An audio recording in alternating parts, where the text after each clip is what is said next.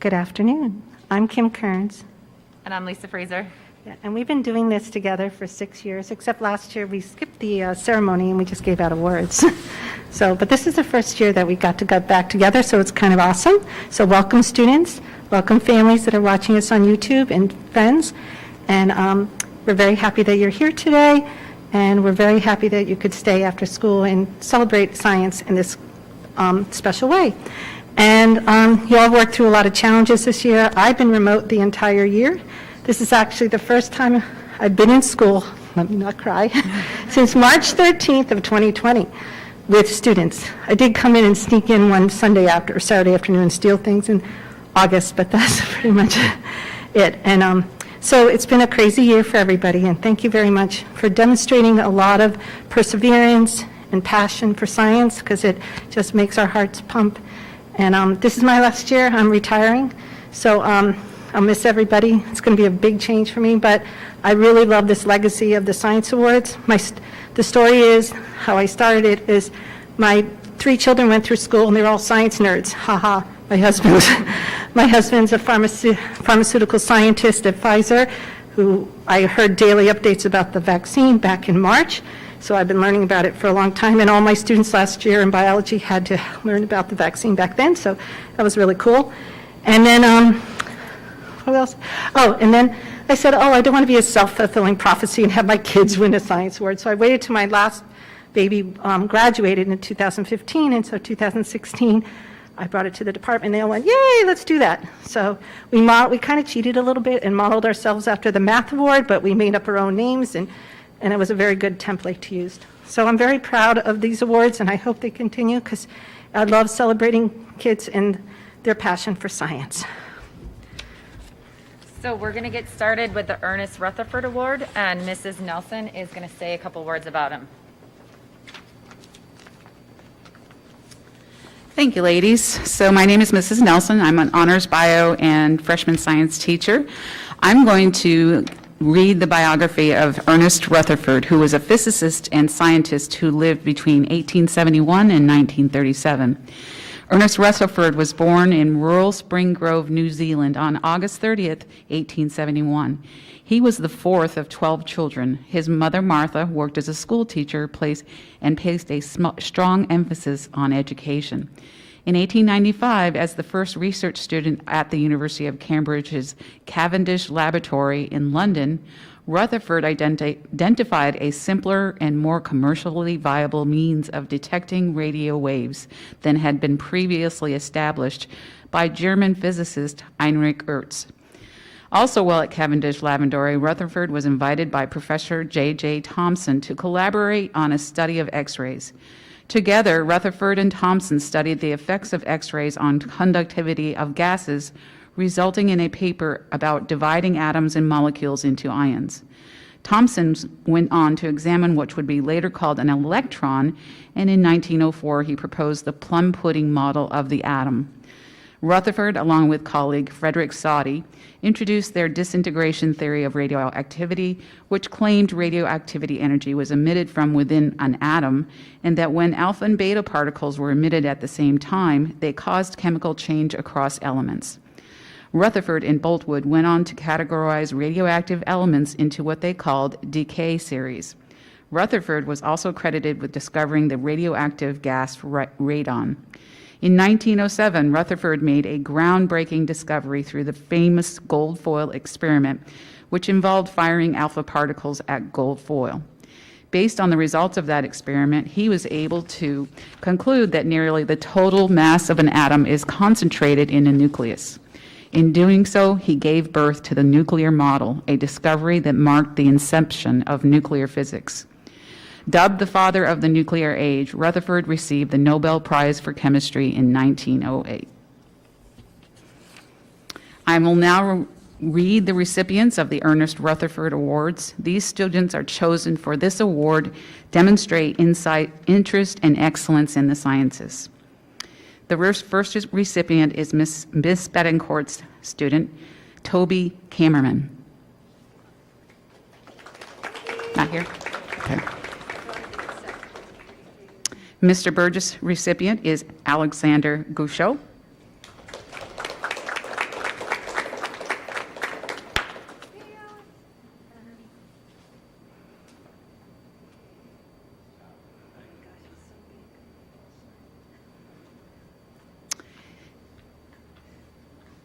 Mr. Corrella's recipient is Braden Broussard.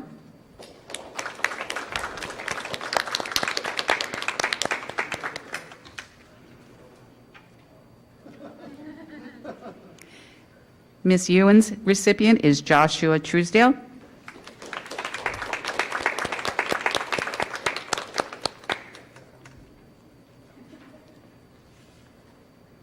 Mrs. Fraser's recipient is Jacob Ruppel.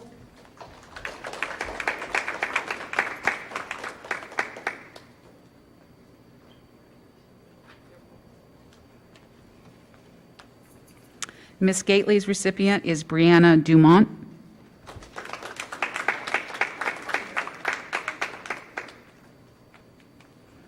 Ms. Gervin's recipient is Ariana Susi.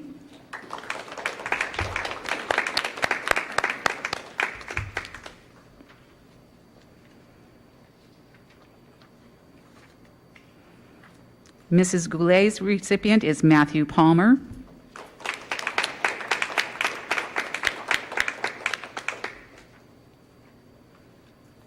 Mr. Grant's recipient is Isabella Landry.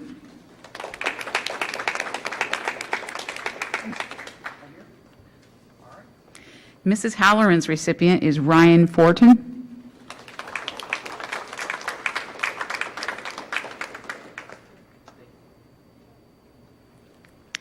Mrs. Kern's number 1 recipient is Nathan Farrick.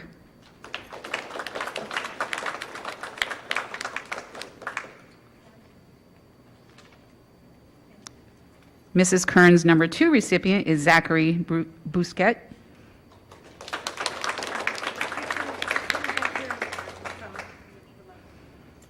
Mr. Miller's recipient is Hunter Norden.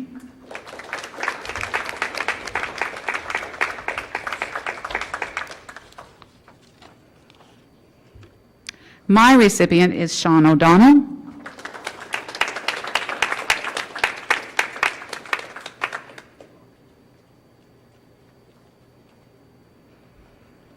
Ms. Snowden's recipient is Aiden James Jackson.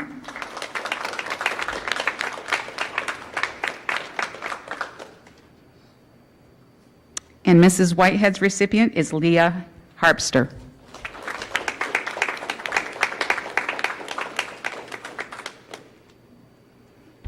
We'll now move on to the Rosalind E. Franklin Awards, which will be delivered by Mr. Burgess.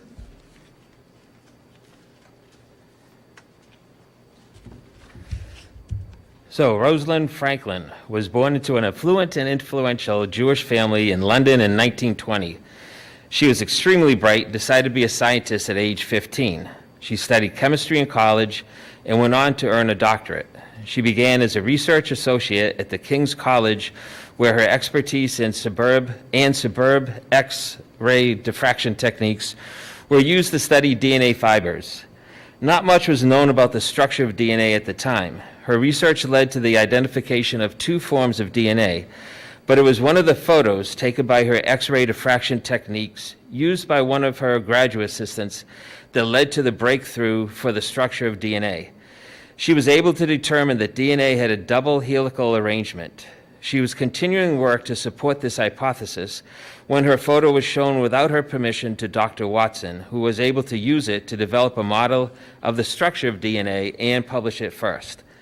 She received little credit initially for her major role that she played in the discovery of the structure of DNA. She continued to work on the structure of RNA and viruses. Rosalind Franklin worked as a prominent scientist at a time when very few women were scientists and few were allowed to work on such cutting-edge research. But her intelligence and tenacity allowed her to continue to do significant research in a society that often didn't believe in her abilities. In 1956, it was discovered that Rosalind had ovarian cancer. She continued working until a few weeks before her death in 1958 at the age of 37. I will now read the recipients. The students chosen for this award demonstrate determination and an excellent work ethic in the sciences. The first one is Ms. Betancourt's student, Asher Comtois.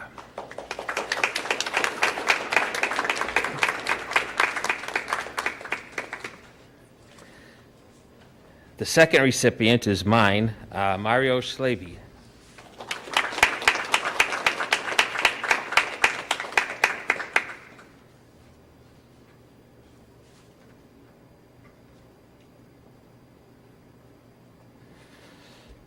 Mr. Cariello's recipient is Sean Dawson.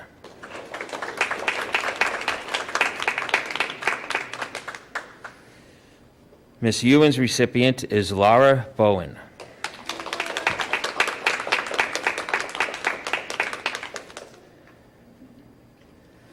Mrs. Frazier's recipient is Emma Stowell.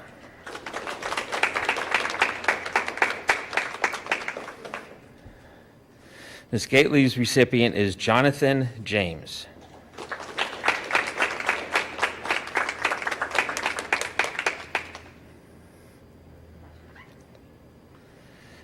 Ms. Gervin's recipient is Eliana Rosen.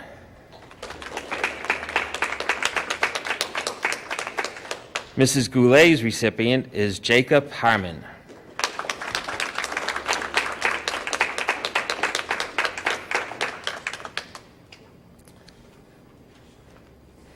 Mr. Grant's recipient is Emma DeTellis.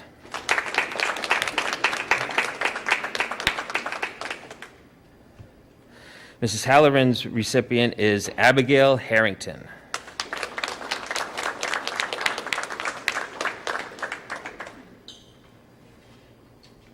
Mr. Miller's recipient is Brianna Chambers.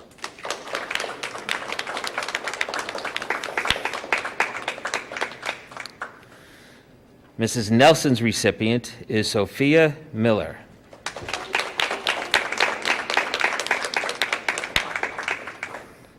Ms. Snowden's recipient is Mitchell Marino.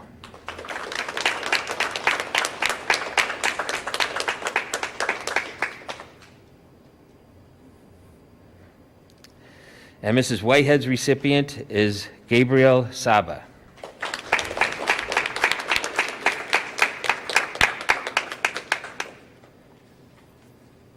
Before we wrap up for today, I just wanted to take the time to say a few words about Mrs. Kearns. As she said at the beginning, she is retiring, and she has been our fully remote teacher, so we haven't had her in the building. So we just wanted to say thank you. Maybe give her a round of applause for all of the hard work she's done for Londonderry.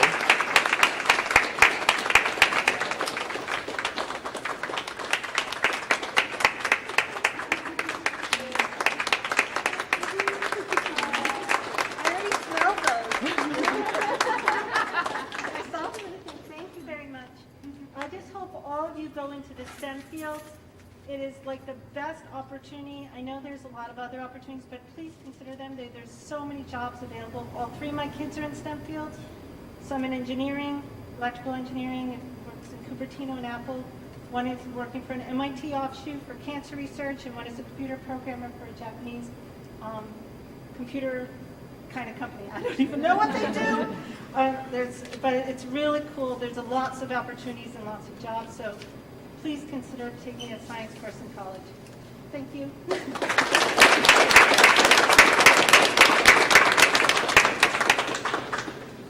Thank you for that honor. Thank you, everybody. That was so sweet. It did smell like that. That's the end of the ceremony. Thank you very much for coming. Hold on, got one thing. So we do have some clubs that I wanted to mention, one of which is mine. If you look on the back of the program, we have Future Medical Leaders Club, which is run by Mr. Burgess. We have the BioConnect Club, which is I'm the advisor on. We have the Robotics Team, which is advised by Mr. Paul Ambler. All of you should consider the opportunity to do a club like this. It will certainly help to get more visibility about the sciences and may give you an opportunity to do some specialties within those areas of expertise. So consider that for next year. Or Thank be a you. science teacher. Love my job. Meeting adjourned. You're done.